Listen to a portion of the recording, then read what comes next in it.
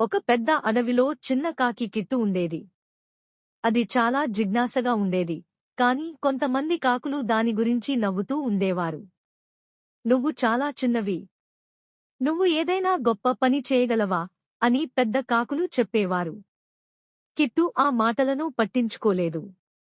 చాలా చిన్నదానినైనా నేను తెలివిగా ఆలోచిస్తే పెద్ద పనులు చేయగలను అని అనుకుంది.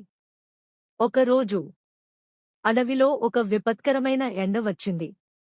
అన్ని జలాశయాలు ఎండిపోయాయి. పక్షులు దాహంతో అల్లాడుతున్నాయి.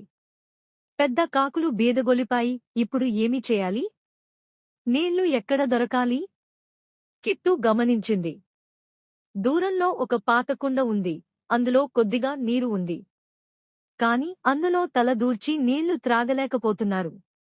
అందరూ కోపంగా అక్కడినుంచి వెళ్ళిపోతూ ఉండగా కిట్టు ఒక ఆలోచన వచ్చింది. పెద్ద శరీరం అవసరం లేదు, తెలివితేటలు ఉంటే సరిపోతుంది. దాని చుట్టూ ఉన్న చిన్న రాళ్లను తీసుకుని కుండలో వేసింది. కొద్దిసేపటికి నీరు పైకి లేచింది. అదాన్ని చూసి అందరూ ఆశ్చర్యపోయారు.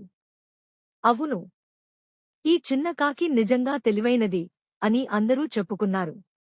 పొరపాటు చేశాం, నీవు నిజంగా గొప్పది అని ప్రశంసించాయి. కిట్టు నవ్వింది. శరీరం చిన్నదైనా తెలివి ఉంటే ఏదైనా సాధ్యమే.